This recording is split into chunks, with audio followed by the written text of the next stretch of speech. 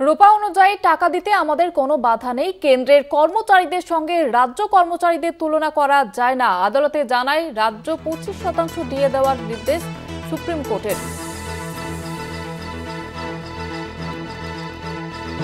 DA মামলায় supreme কোর্টের এমনটাই নির্দেশ। আপনাদের জানিয়ে রাখবো, কেন্দ্রের কর্মচারীদের সঙ্গে রাজ্যের কর্মচারীদের তুলনা নিয়ে এমনই নির্দেশ দেওয়া হয়েছে সুপ্রিম কোর্টের তরফ থেকে। আদালতে জানিয়েছিল রাজ্যকে 25% দিয়ে দেওয়ার নির্দেশ সুপ্রিম কোর্টের।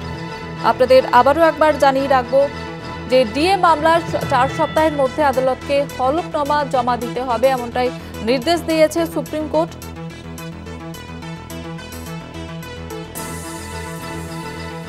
বিচারপতির তরফ থেকে বলা হয়েছে 25% এখন দেওয়া যেতে পারে, এমনই প্রশ্ন তোলা হয়েছে। এবং রাজ্যের আর্থিক অবস্থা খুবই খারাপ এবং রাজ্যের তরফ থেকে যেমনটা জানানো হয়েছে 25% দিয়ে দেওয়ার এবং ডিএ মামলায় সুপ্রিম কোর্টের তরফ থেকে যে নির্দেশ দেওয়া হয়েছে রাজ্যের 25% দিয়ে দেওয়ার। আদালতের নির্দেশ 25% এখন দিতে হবে এবং কেন্দ্রের সঙ্গে তুলনা করে এই নির্দেশ আদালতের। বাকি অংশ মামলার নিষ্পত্তির পর নির্ধারিত হবে। আমাদের প্রতিনিধি পীযূষ কান্তি নাগ রয়েছে টেলিফোন লাইনে। পীযূষ কান্তি, ঠিক কি নির্দেশ দেওয়া হয়েছে? দেখো, সুপ্রিম কোর্টে যে ডিএ মামলা, সেই মামলার শুনানি আগামী 4 সপ্তাহ পরে নির্ধারিত হবে। তবে আজকে সুপ্রিম কোর্ট একটি অন্তর্বর্তীকালীন নির্দেশিকা জারি করেছে। সেই নির্দেশিকায় পরিষ্কারভাবে উল্লেখ করেছে যে রাজ্য সরকারি কর্মচারীদের যে বকেয়া মহার্ঘ ভাতা রয়েছে, সেই মহার্ঘ ভাতার 25% অবিলম্বে দিতে হবে রাজ্য সরকারকে এবং বাকি যে অংশ, সেই অংশ মামলার নিষ্পত্তির পর নির্ধারিত হবে।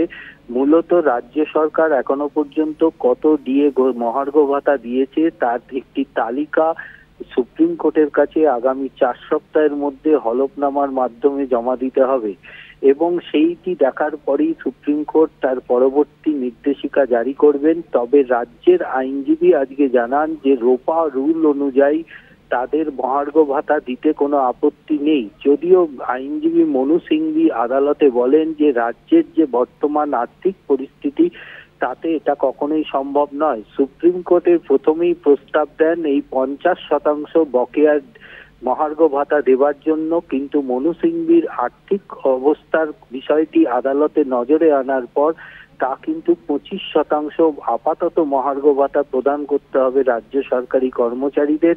4 সপ্তাহের মধ্যে রাজ্যকে একটি হলফনামা দিয়ে জানাতে হবে এখনো পর্যন্ত তারা কবে কত শতাংশ দিয়ে মহার্ঘ ভাতা দিয়েছে এবং কত শতাংশ এখনো বাকি রয়েছে।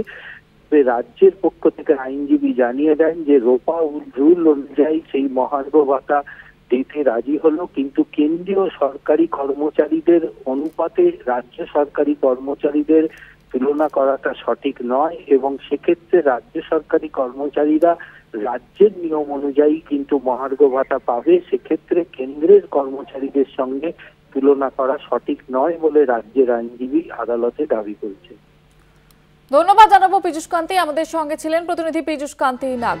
জুলাই মাসে এই মামলার পরবর্তী শুনানি হবে এবং সেই শুনানির দিকেই নজর রয়েছে সকলের। 4 সপ্তাহের মধ্যে এই রিপোর্ট কিন্তু জমা দেওয়ার নির্দেশ দেওয়া হয়েছে সুপ্রিম কোর্টের তরফ থেকে। রূপা অনুযায়ী টাকা দিতে আমাদের কোনো বাধা নেই। রাজ্যের তরফ থেকে এমনটাই জানানো হয়েছে, কেন্দ্রের কর্মচারীদের সঙ্গে রাজ্য কর্মচারীদের তুলনা করা যায় না। রাজ্যের আইনজীবী তিনি এমনটাই বলেছেন। পাশাপাশি আপনাদের জানিয়ে রাখবো যে রাজ্য 25% দিয়ে দেওয়ার নির্দেশ দেওয়া হয়েছে রাজ্যকে সুপ্রিম কোর্টের তরফ থেকে।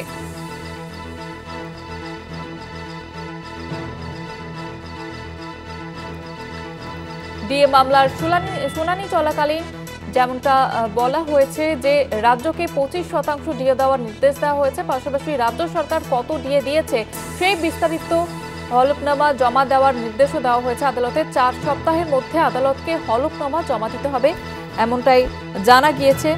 এবং পাশাপাশি আপনাদের জানিয়ে রাখবো যে রাজ্যকে সুপ্রিম কোর্টের তরফ থেকে যে নির্দেশ দেওয়া হয়েছে 25% দিয়ে দিতে হবে। 4 সপ্তাহের মধ্যে হলফনামা জমা দিতে হবে রাজ্যকে। পাশাপাশি রাজ্য সরকার কত দিয়ে দিয়েছে সেই সমস্ত বিস্তারিত হলফনামা জমা দেওয়ার নির্দেশও দেওয়া হয়েছে।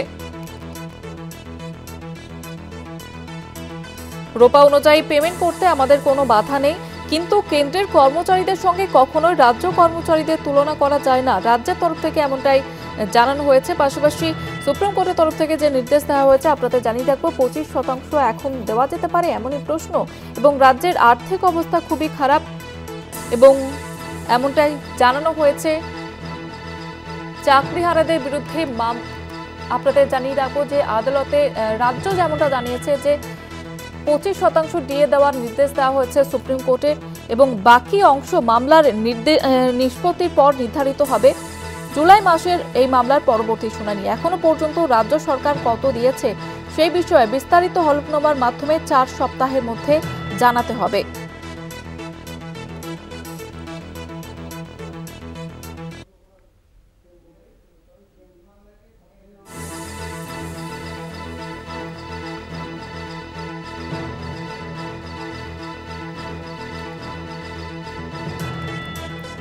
রাজ্য সরকার কত ডিএ দিয়েছে সেই সমস্ত নিয়ে বিস্তারিত হলফনামা দিতে হবে রাজ্যকে। 4 সপ্তাহের মধ্যে আদালতকে হলফনামা জমা দিতে হবে এমনটাই জানানো হয়েছে। সুপ্রিম কোর্টের তরফ থেকে নির্দেশ দেওয়া হয়েছে এবং জুলাই মাসে পরবর্তী শুনানি রয়েছে। এই মামলার পরবর্তী শুনানি আগামী জুলাই মাসে।